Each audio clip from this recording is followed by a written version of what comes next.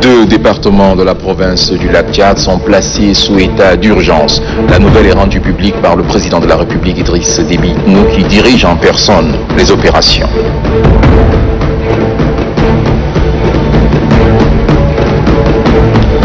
Lutte contre le coronavirus, les banques soutiennent le gouvernement dans sa lutte.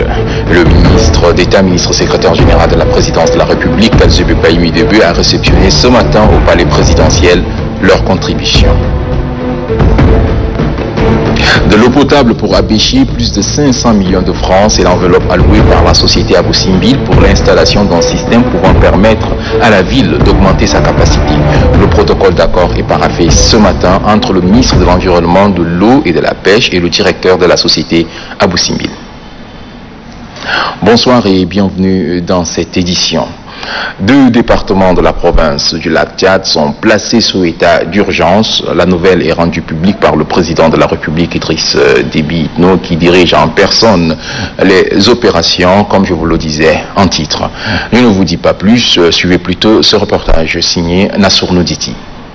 4 jours aux confins du Lac-Tchad pour coordonner personnellement les opérations sur le terrain contre la secte Boko Haram. Pour mieux affiner sa stratégie de guerre, le chef suprême des armées, qui veut coûte que coûte briser la colonne vertébrale de la nébuleuse Boko Haram, place 2 départements de la province du Lac sous état d'urgence. Il me paraît important que la zone qui est comprise entre les 2 départements, le département de Kaya et le département de Fouli, soit mise en état d'urgence et déclarée zone de guerre. Qui dit zone de guerre, bien sûr, il y a un certain nombre de mesures qui doivent s'appliquer dans ces zones, à commencer par le couvre-feu. Malheureusement aussi, il y aura le déplacement des populations situées à la frontière du Niger, en particulier du Niger et du Nigeria, vers l'intérieur du pays. Le gouvernement prendra toutes les mesures pour que les populations déplacées puissent être relogées à l'intérieur du pays, dans des zones choisies par l'administration locale. Légaliste et respectueux de la loi, le président de la République Idriss Déby Itno invite la représentation nationale, qui ne peut pas siéger en raison de la pandémie mondiale, à trouver un modus vivendi. Demande à notre Assemblée nationale, qui ne peut pas se réunir dans la situation actuelle avec la pandémie du coronavirus, d'officialiser l'état d'urgence dans les 2 départements et déclarer la même zone une zone de guerre, avec toutes les restrictions qui s'imposent. Militaire dans l'âme, le chef de l'État Idriss Déby Itno connaît mieux que quiconque le prix de la guerre. Nous partons à la guerre contre Boko Haram. Il y aura des morts, il y aura des blessés. Mais c'est à ce prix que nous pourrons nous protéger et préserver notre stabilité. La bravoure de l'armée tchadienne est devenue aujourd'hui un label et Boko Haram ne doit même pas en rêve occuper 1 cm² des îles du lac Tchad. Le fin stratège militaire Idriss Déby Itno est plus que décidé et invite ses compatriotes à l'union sacrée autour de son armée. Nous avons foi en l'avenir et nous devrions tout faire pour nous débarrasser de cette Boko Haram de notre pays, et ce de tout cœur. Le peuple tchadien soutient cette action et soutient l'action de leur armée. Le moral inoxydable, balles au canon, armes au poing, les soldats tchadiens avec à leur tête leur chef suprême, Idriss Déby Itno, materont copieusement les narcotrafiquants. C'est juste une question d'heure. Un communiqué émanant de l'Assemblée nationale, justement. Sous la présidence du président de l'Assemblée nationale, Dr Haroun Kabadi, s'est tenue une réunion du bureau élargie au président des groupes parlementaires de l'Assemblée nationale. Était inscrite à l'ordre du jour la présentation par Madame la ministre secrétaire générale du gouvernement chargée de relations avec l'Assemblée nationale de 2 décrets. Décret numéro 379/PR/2002 et le décret numéro 380/PR/2020 du 26 mars 2020 portant respectivement institution de l'état d'urgence et déclarant zone de guerre les départements de Fouli et de Kaya, province du Lac, en République du Tchad. Suite à cette présentation, le bureau de l'Assemblée nationale élargi au président des groupes parlementaires a longuement débattu et hautement apprécié le sens d'anticipation et la clairvoyance qui ont guidé le gouvernement à prendre ces 2 décisions. À cet effet, le bureau de l'Assemblée nationale élargi au président des groupes parlementaires prend acte de l'institution de l'état d'urgence et de la déclaration de zone de guerre dans les départements de Fouli et Kaya. Il apporte son soutien indéfectible au président de la République, chef de l'État, chef du gouvernement, chef suprême des armées et au gouvernement pour le but ultime dont le but ultime est de mettre hors d'état de nuire la secte Boko Haram et d'assurer la sécurité, la stabilité et la paix dans la province du Lac et partant dans tout le pays. Par ailleurs, le bureau de l'Assemblée nationale élargi au président des groupes parlementaires a été informé de l'évolution de la pandémie de la Covid-19 dans le pays. Le bureau de l'Assemblée nationale élargi au président des groupes parlementaires se félicite des actions menées jusque-là par le gouvernement en vue de stopper la progression dramatique du virus. Aussi, le bureau de l'Assemblée nationale élargi au président des groupes parlementaires de l'Assemblée nationale exprime sa profonde gratitude aux partenaires du Tchad qui ont bien voulu apporter leur soutien multiforme aux étudiants tchadiens en attente de retour au pays à Kouteré au Cameroun. De même, il apprécie très positivement cette solidarité agissante dont ont fait preuve ses partenaires et invite les autres amis du Tchad à suivre cet exemple afin d'aider le Tchad à gagner la guerre qu'il mène contre Boko Haram d'une part et contre le coronavirus d'autre part. Fait en N'Djamena le 27 mars 2020, le secrétaire général Dr Beyom Malo Adrien. Je vous invite à suivre à présent la déclaration du ministre de la Communication porte-parole du gouvernement rendant public le décret portant institution de l'état d'urgence dans les départements de Fouli et de Kaya dans la province du Lac. Décret numéro 0379/PR/2020 portant institution de l'état d'urgence dans les départements de Fouli et de Kaya, province du Lac en République du Tchad.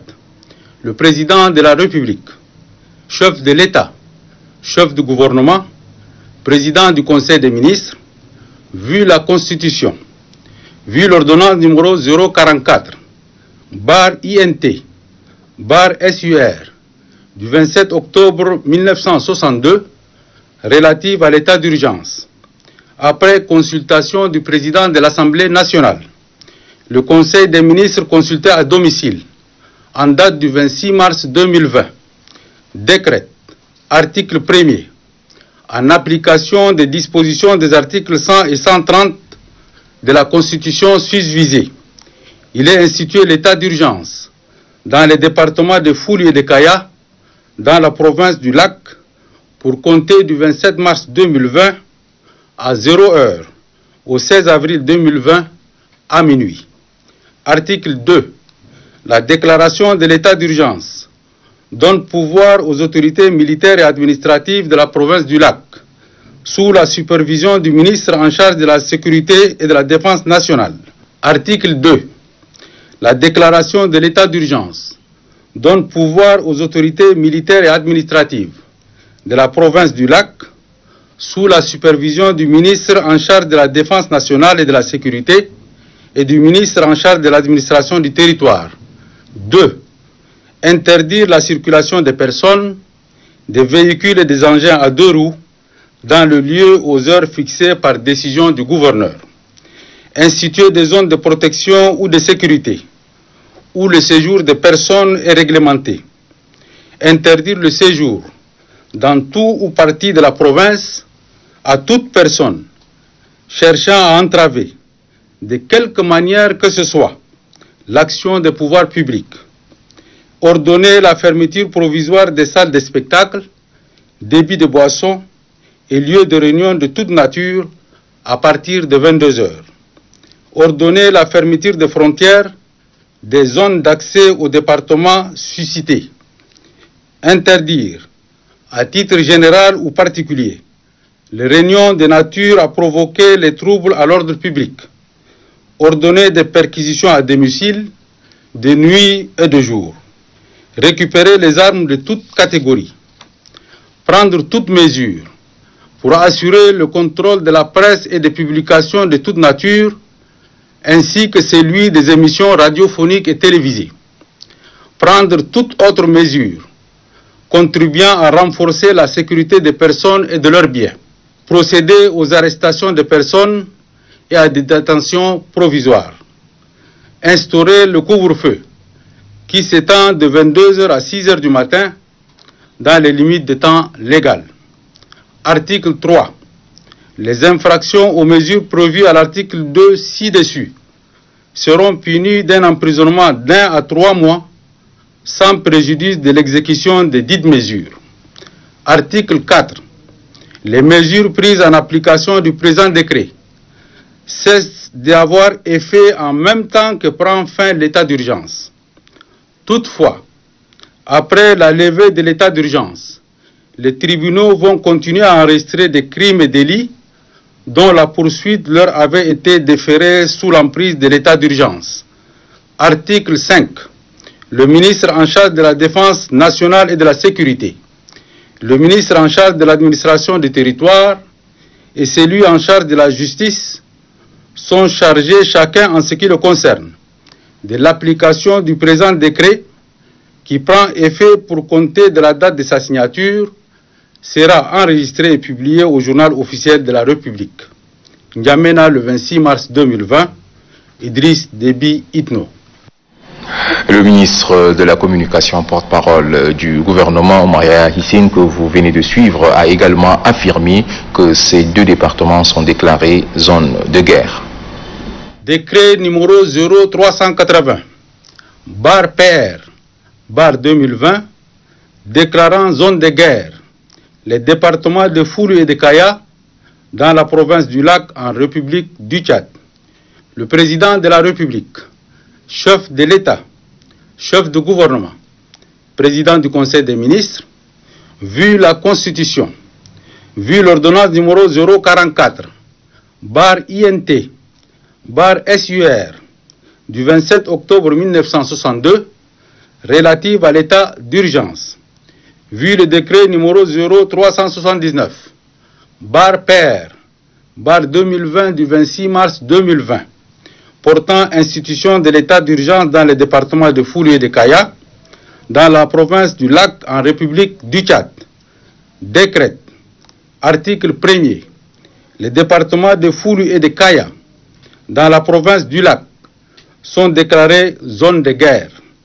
Article 2, le présent décret qui prend effet pour compter de la date de sa signature sera enregistré et publié au journal officiel de la République. N'Djamena, le 26 mars 2020, Idriss Déby Itno. Pour le Tchad, Je m'engage, une plateforme regroupant 7 associations de la société civile, a fait un don de sang au Centre national de transfusion sanguine. Un geste pour soutenir les forces de défense blessées sur les théâtres des opérations. Aman Garasta nous en dit plus. Suite aux attaques terroristes perpétrées contre les vaillantes forces armées nationales tchadiennes en opération dans la province du Lac, la plateforme pour le Tchad Je m'engage, regroupant 7 associations de la société civile, s'engage à donner volontairement le sang au Centre national de transfusion sanguine au bénéfice des forces de défense et de sécurité blessées sur les théâtres des opérations, mais aussi sauver les personnes nécessiteuse. Et je pense que ces dons de sang prouvent l'engagement des jeunes qui sont là et de reste de la population, sa solidarité envers les forces de défense et de sécurité, sa solidarité envers les personnes qui sont malades dans les hôpitaux et sa solidarité aussi envers les corps soignants. Donner du sang, c'est un geste simple et utile à la portée de tous. Très choqué par l'attaque de Boko Haram contre nos militaires et c'est pour cette raison que j'ai répondu à l'appel de Kamojet pour venir aider de ma façon en donnant mon sang pour pouvoir au moins sauver la vie à ceux qui sont encore sur le lit de l'hôpital. En tant que Tchadien, c'est mon devoir et c'est mon droit de venir d'assister nos compatriotes tchadiens. Donc on est là pour eux et donc raison pour laquelle je t'ai venu. L'initiative de la plateforme pour le Tchad, Je m'engage, se poursuivra jusqu'au 5 avril prochain. Un don de sang, un don de vivre aussi, des vivres pour nos forces de défense et de sécurité. L'initiative vient du collectif des syndicats du secteur de l'éducation.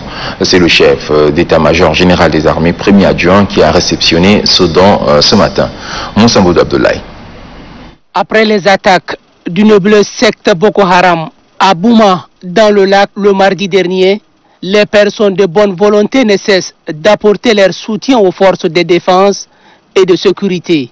Ce vendredi, ce sont les membres du collectif des syndicats du secteur de l'éducation du Tchad, COSEC, qui sont partis remettre des vivres. Une manière pour le COSEC de compatir avec les blessés des forces de défense et de sécurité. Nous voulons, par ces gestes, également dire aux familles qui sont éplorées, aux familles qui sont affectées par cette crise, aux élèves, à nos élèves qui par ces décès vont perdre un parent, que nous sommes avec eux. Le chef d'état-major général des armées, premier adjoint, salue l'acte posé par le COSEC et encourage d'autres bonnes volontés à emboîter le pas. Vous avez apporté à l'armée ce qu'il est à votre disposition pour permettre à cette armée de mener bien son travail. Nous devons serrer nos coudes, appuyer les efforts des forces de défense et de sécurité. À la tête, le président de la République, chef de l'État, chef suprême des armées, qui n'a ménagé aucun effort pour permettre à l'armée d'assurer la sécurité et la stabilité du pays. Le général de division Djimadoum Tiraïna, par la même occasion, s'est dit réconforté de l'élan patriotique des enseignants, car, dit-il, au moment difficile qu'on connaît, les vrais amis. Après l'attaque surprise des bandits de la secte Boko Haram, quelques concitoyens s'expriment. Nous présentons les condoléances à toutes les familles endeuillées et nous disons à nos forces de défense et de sécurité que nous sommes derrière eux. Le peuple tchadien derrière eux, nous vaincrons comme le chef de l'État est derrière eux et toute la nation tchadienne est derrière eux. En tant que fils de ce pays, je suis contre ce genre de situation. Donc je soutiens les forces de sécurité afin qu'ils mettent hors de notre pays ce genre de manœuvres. Et donc je dis bravo Idriss Déby Itno, bravo aux forces de sécurité pour que le Tchad règne dans ce monde. À cette secte niveleuse, Boko Haram, je crois qu'en tant que Tchadien, nous allons continuer toujours, comme le dit le chef de l'État. Et il nous a prouvé, il était sur le terrain. Donc je crois qu'on a toujours le courage, on est déterminé. Je demande à nos forces de défense et de sécurité de garder toujours la morale. On est derrière eux. Une fois de plus, je présente mes condoléances aux familles des victimes. Un autre volet de l'actualité, la lutte contre le coronavirus. De ce côté aussi, l'Union sacrée ne fait pas défaut.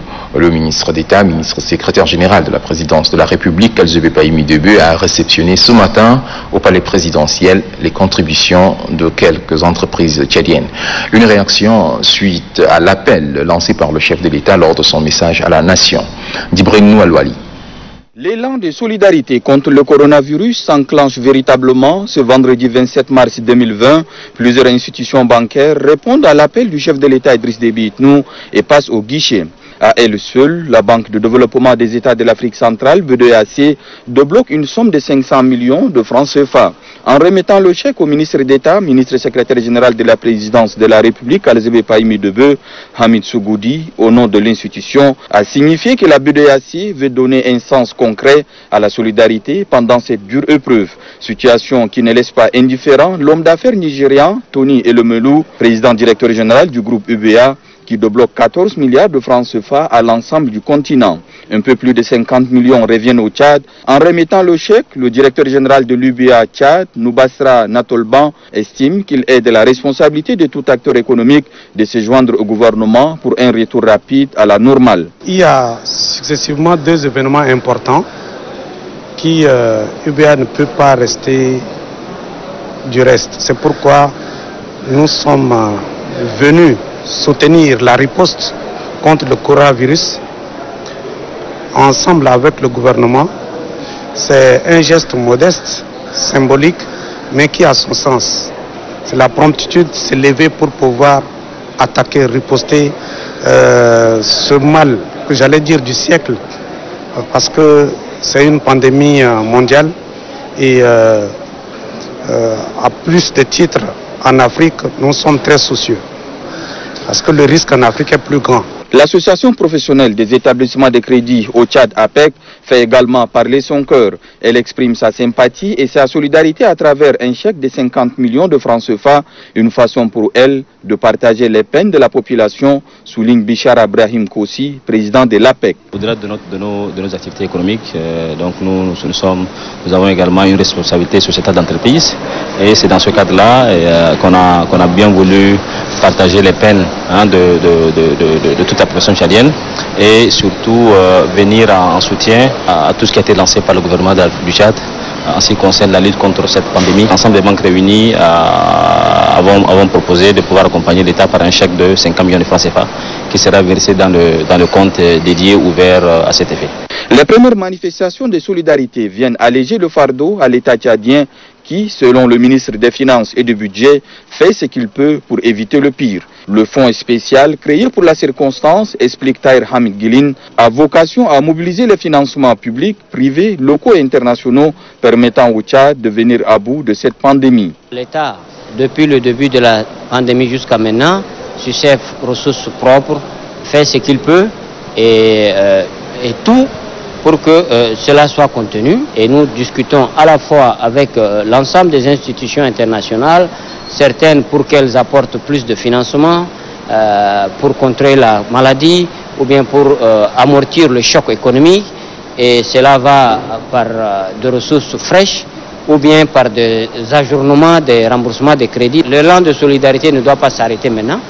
Ce n'est que le début. Aussi modeste soit la contribution, que celle-ci puisse être apportée. Et dans ce cadre, des comptes sont ouverts dans toutes les banques et vont recevoir les contributions, tout comme on peut s'adresser au ministère des Finances, au ministère de la Santé, au ministère du Commerce, ou bien directement à la cellule de veille à la présidence. Des contributions en nature sont également enregistrées. Le complexe chimique sahélien, une entreprise tchadienne, a mis à la disposition du gouvernement 400 cartons de savon multi-usage destinés aux démunis. Aucun opérateur économique ne peut rester indifférent face à ces mal, soutient le directeur général Abdelaziz Issa Hissène. Le complexe chimique sahélien a vu juste en intervenant au bon moment, indique le ministre d'État Alzebe Paimi Debe, qui trouve dans cette prompte mobilisation la manifestation du patriotisme et de l'humanisme, des valeurs essentielles dont le pays a besoin dans ces circonstances, invitant toutes les entreprises, les diverses corporations et les citoyens à faire parler leur cœur pour renforcer le front qui va bouter hors du Tchad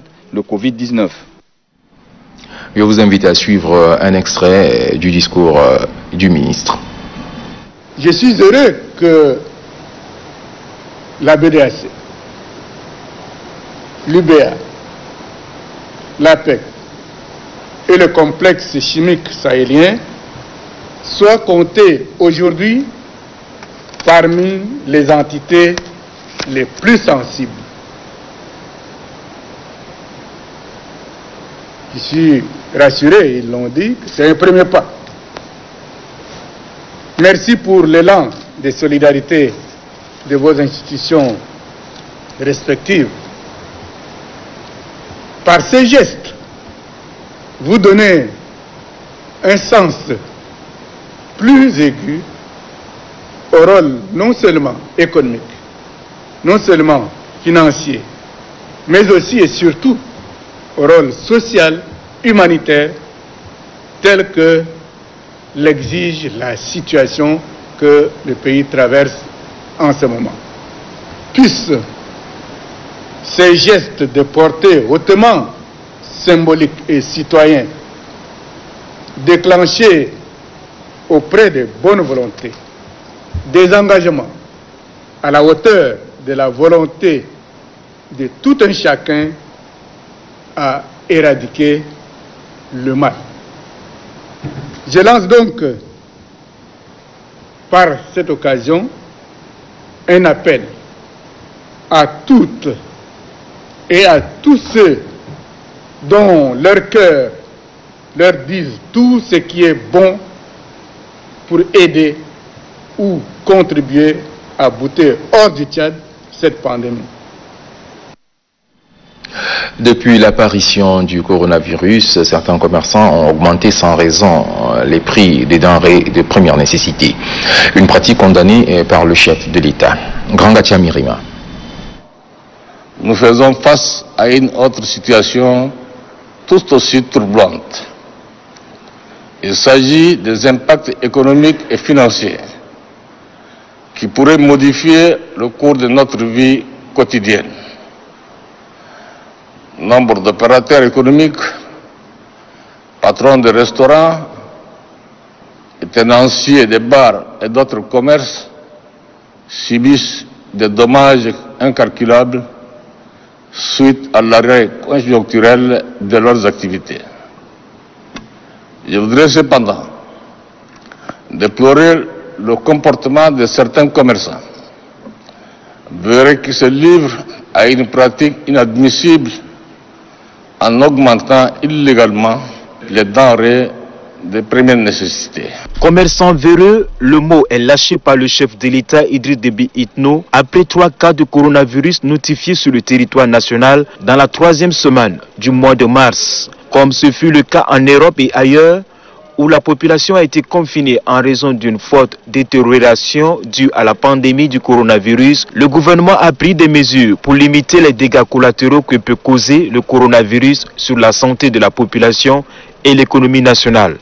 Parmi ces mesures figure la restriction des activités commerciales. Profitant de cette mesure, certains commerçants se livrent à la spéculation, augmentant les prix des produits alimentaires qui passent parfois du simple au double, voire au triple. Le malheur des uns fait le bonheur des autres, pensent certains.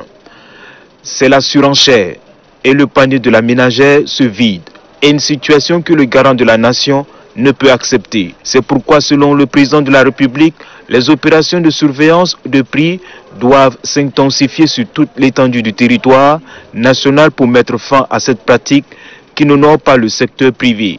Le message du chef de l'État interpelle de prime abord les commerçants. La pandémie du Covid-19 n'épargne personne et les services compétents sont fermement invités à cet effet à traquer et à traduire en justice tous les commerçants mus par l'appât du gain facile.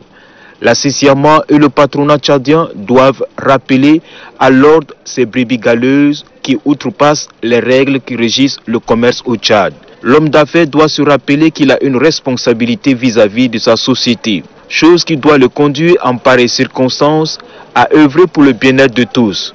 Au lieu d'être une censure, il lui incombe bien au contraire de soutenir les efforts du gouvernement. La contribution volontaire des commerçants au Fonds spécial de lutte contre le coronavirus et le soutien désintéressé aux personnes démunies en ce moment difficile où la solidarité et l'union prêchées par le chef de l'État doivent être de mise sont les bienvenus.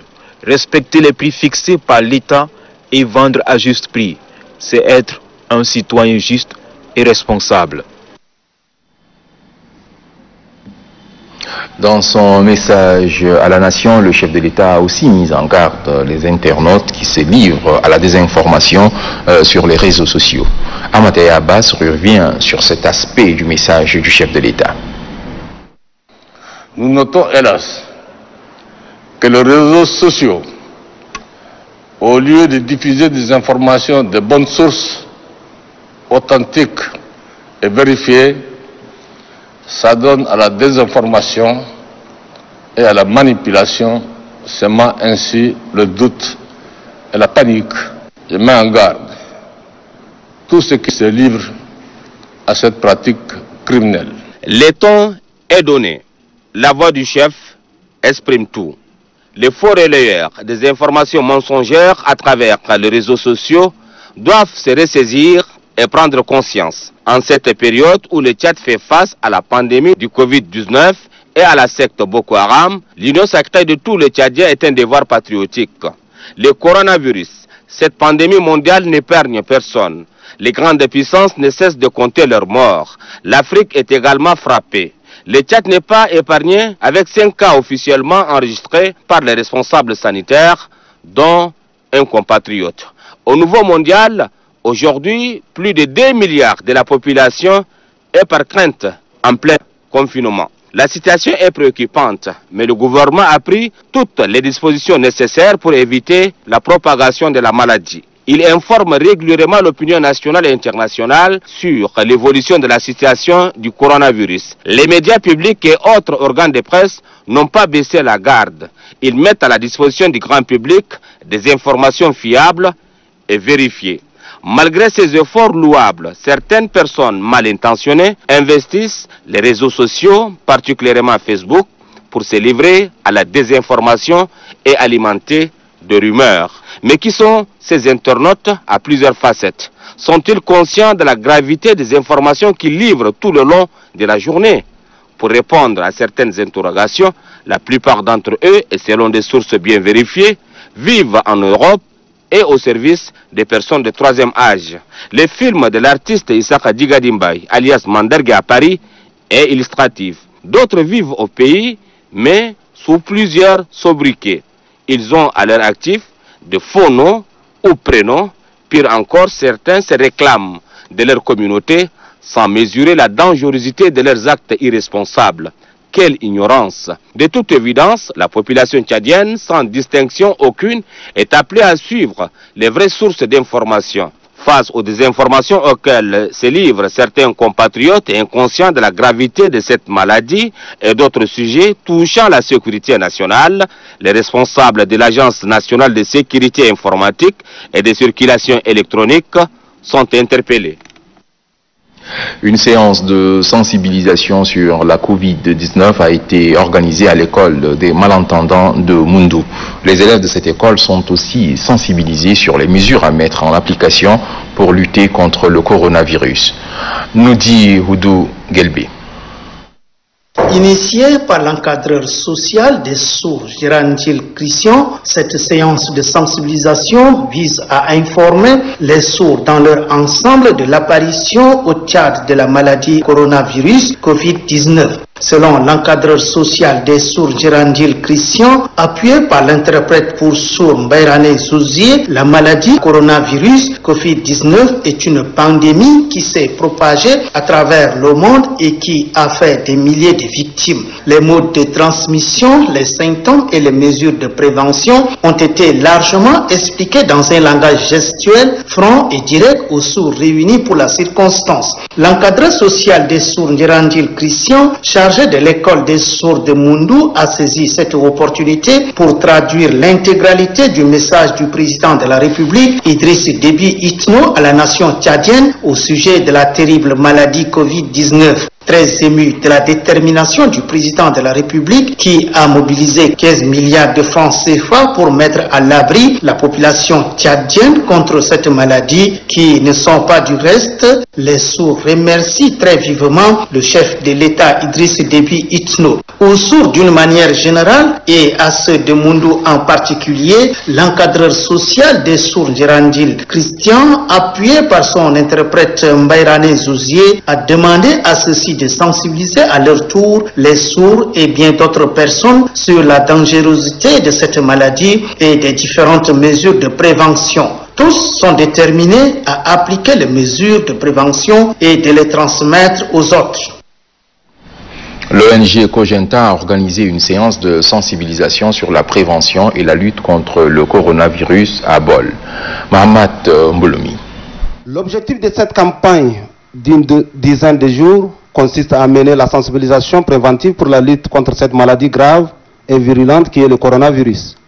Les responsables de l'ONG Cogenta, Gilbert Lebigo, le président provincial de la Croix-Rouge, Abakar Abdoumi, ont tour à tour appelé la population à respecter strictement les mesures préventives prises par le gouvernement, tout en soulignant l'importance de cette campagne de prévention. Le chef de service épidémiologique à l'hôpital du district de Bol, Adoum Bodou, représentant les délégués sanitaires, a vivement remercié l'ONG Cogenta, les CLSPD ainsi que l'Union européenne pour avoir financé cette campagne de prévention, avant de souligner que des importants dispositifs sanitaires sont mis en place pour éviter la propagation de cette pandémie. Le maire, deuxième adjoint de la commune de Bol, Maman Moustapha Koulbou, par ailleurs président du comité local de sécurité et la prévention de la délinquance, CLSPD, a infiniment remercié l'Union européenne à travers Cogenta pour son appui financier pour la concrétisation de cette campagne de sensibilisation contre le coronavirus, un fléau planétaire, dit-il, tout en rappelant les principales activités au cours de cette campagne. Maman Moustapha Koulbou a invité les différents chefs de quartier à vulgariser les mesures préventives mises en place par les autorités sanitaires. Sur ce, nous bouclons le chapitre consacré à la lutte contre le coronavirus. Le ministère de la Santé publique, à travers ses partenaires, notamment l'Agence française de développement et l'ONG International Rescue Committee, ont signé mercredi dernier une convention de partenariat. Cet accord s'inscrit dans la mise en œuvre d'un projet de développement en faveur des femmes et des filles des provinces du Guéra et du Wadifira. C'est le ministre de la Santé publique et l'ambassadeur de France au Tchad qui ont signé le document. Guéam Bengueri. 5 millions d'euros, soit plus de 3 milliards de nos francs CFA, c'est le montant d'une convention de partenariat signée entre l'Agence française de développement et l'ONG International Rescue Committee. Par cet accord, l'AFD financera la mise en œuvre du projet Protection Genre Santé en faveur des femmes et des jeunes filles des provinces du Guéra et du Wadifira. Grâce à ce projet, des milliers de personnes auront un accès amélioré aux soins de santé, des services de maternité seront réhabilités et du personnel sera formé en accueil et en matière de prise en charge des victimes de violences basées sur le genre. Nous sommes en train de signer une convention entre l'Agence française de développement représentée par son Excellence l'ambassadeur de France et le directeur pays de l'ARC, une convention d'un projet de développement en faveur des femmes et des jeunes filles dans les régions tchadiennes. Ce projet traduit dans les faits les engagements pris par l'AFD quant au soutien aux politiques de la population visant la réduction des inégalités de genre. Une bonne nouvelle pour les Abéchois. Bientôt la ville sera alimentée en eau potable. Plus de 500 millions de francs, c'est l'enveloppe allouée par la société Abou Simbel pour l'installation d'un système solaire de 500 kVA. Le protocole d'accord est paraphé ce matin entre le ministère de l'Environnement, de l'eau et de la pêche et le directeur de la société Abou Simbel. Varelaj. L'accès à l'eau, source de vie, se pose avec acuité dans certaines villes du pays. Certaines localités tchadiennes font face à l'accès à l'eau potable. La province du Wadaï ne fait pas exception. C'est pour inverser la tendance que le gouvernement, à travers le ministère de l'Environnement, de l'eau et de la pêche, avec le soutien de ses partenaires, en l'occurrence la société Abou Simbel, ne ménage aucun effort. La signature du protocole d'accord d'alimentation en eau potable à Béchi, le chef-lieu de la province du Wadaï, entre la société Abou Simbel et le ministère de l'Environnement, de l'eau et de la pêche, s'inscrit dans cette logique. Le coût de financement s'élève à plus de 500 millions de francs CFA. La volonté du gouvernement, c'est de rechercher les voies et moyens pour qu'il y ait l'alimentation d'eau potable pour la population. Donc c'est dans cet élan-là que les responsables de la société Abou Simbel, qui sont nantis du Wadaï, ont bien voulu répondre. Ce protocole d'accord est la concrétisation de la politique faite par cette société pour juguler le problème d'accès à l'eau potable dans la ville d'Abéchi. Aujourd'hui, c'est chose faite. Le présent protocole d'accord qui vient d'être signé et paraphé. Nous consacrons un partenariat avec la société Abou Simbel, dont l'objet est de fournir et installer un dispositif technique de production d'électricité par des modules solaires pour l'alimentation en eau potable de la ville d'Abéché. Pour le suivi et la réussite de ce projet d'alimentation en eau potable à Abéché, le département en charge de l'eau entend mettre en place et mobiliser une équipe technique de supervision des travaux de réalisation.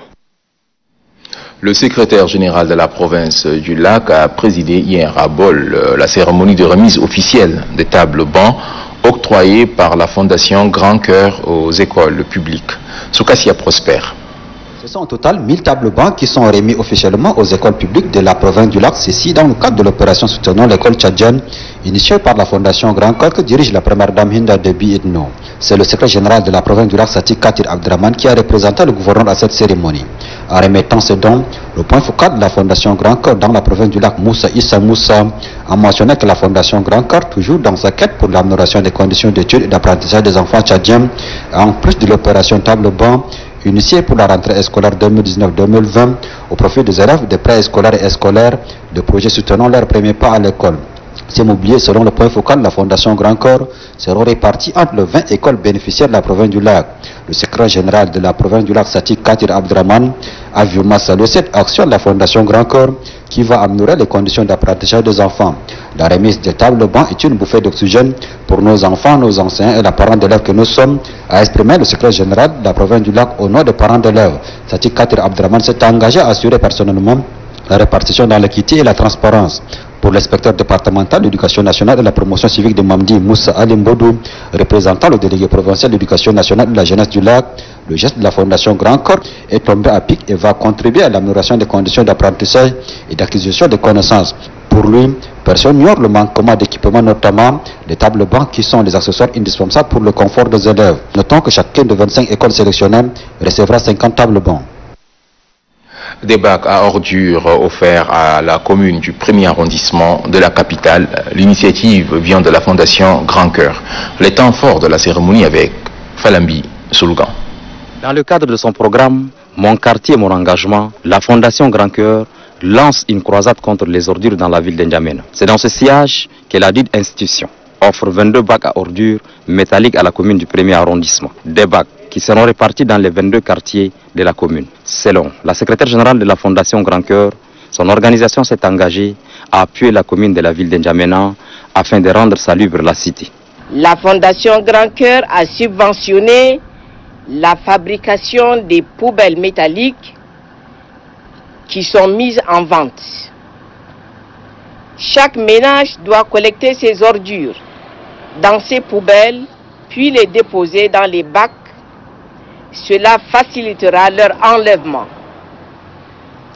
Nous demandons aussi aux maires des communes de procéder régulièrement au ramassage des ordures pour éviter tout débordement. Un geste apprécié par le maire de la commune du 1er arrondissement, Dibrin Mohamed Abdelkrim. Pour lui, ces bacs viennent à point nommé, car sa commune est confrontée à cette problématique. Pour le maire de la commune d'Njamena, ces dons viennent renforcer les dispositifs mis par la mairie pour rendre la ville propre.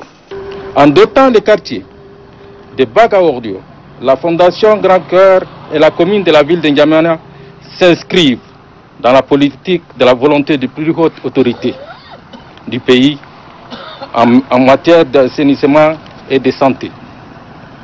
Dit-on pas que la propriété chasse la maladie?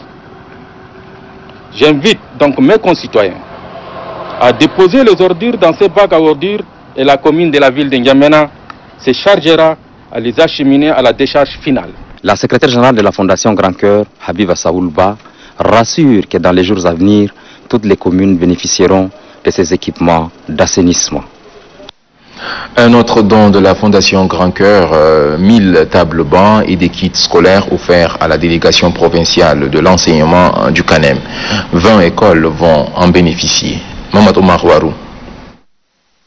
Au total, 1000 tables bancs et 2000 kits scolaires, dont 1000 contiennent des thermos destinés aux 20 écoles, ont été remis à la délégation provincial à l'enseignement et à la jeunesse du CANEM. Le point focal de la Fondation Grand Caire intérimaire, Ali Lamine Alifa, a indiqué que la Fondation Grand Caire a pour mission de lutter contre les inégalités sociales, la recherche du bien-être des populations, l'encouragement du mérite et la promotion de l'excellence. La Fondation Grand Caire avait mené plusieurs activités par le passé au profit de la population du CANEM. Le gouverneur du CANEM, Hassan Terab, a au nom de tous les bénéficiaires remercié une fois de plus la Fondation Grand Caire, particulièrement la bienfaitrice première dame Hinda Devi Itno, qui n'a jamais cessé de venir en aide aux couches les plus défavorables du pays. Le délégué provincial à l'enseignement et à la jeunesse du CANEM, Ousmane Abakar Goulgoulaye, a rassuré au gouverneur que ces matériels seront utilisés conformément aux instructions données par les hautes autorités du pays pour l'intérêt des bénéficiaires. Faisant d'une pierre deux coups, le gouverneur Hassan Terab a profité pour présider la remise des matériels sportifs par l'ONAGES à la délégation provinciale à l'enseignement et à la jeunesse pour le développement des sports au niveau de la province.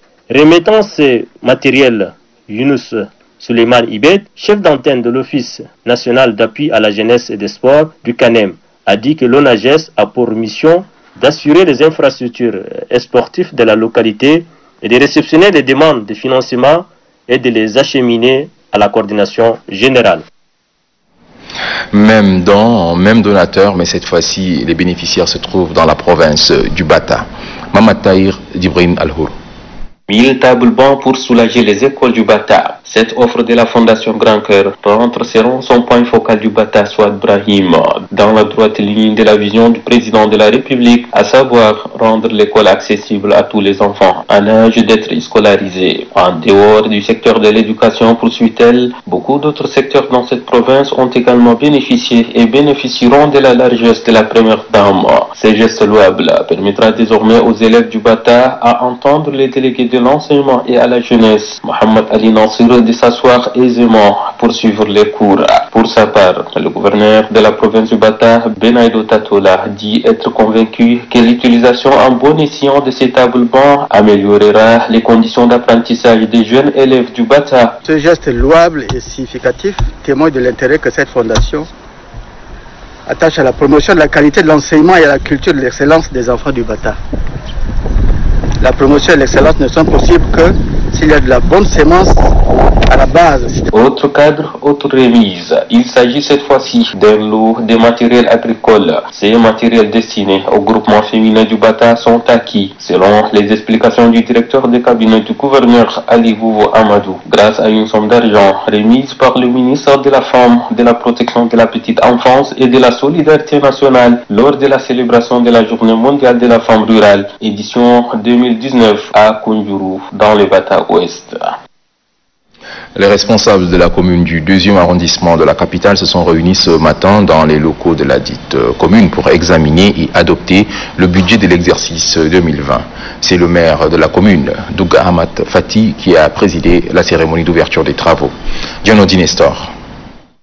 Le conseil municipal de la commune du 2e arrondissement est au grand complet ce 27 avril 2020, à cette session budgétaire. Au cours de cette rencontre, les membres du dit conseil examineront et adopteront le budget primitif de l'exercice 2020. Ce budget, proposé par le comité de recadrage, s'élève à plus de 860 millions de francs CFA. L'élaboration du budget est un moment si important que pour l'exécutif communal, le service financier, bref la population attend pour se mettre au travail. Donc, je suis convaincu que vous êtes prêts pour cet exercice car il n'est pas nouveau pour vous. Le président du conseil communal, par ailleurs maire de la commune, dit connaître les difficultés que traverse le pays, mais affirme que malgré tout, le budget est impératif pour le bien-être de la population. Le contexte est certes difficile. Le climat n'est pas celui des années passées, mais le budget est fondamental pour la commune et au-delà de notre circonscription. Pour ce faire, je demande à chacun de vous de se surpasser pour mieux s'impliquer au débat afin de voter un budget consensuel.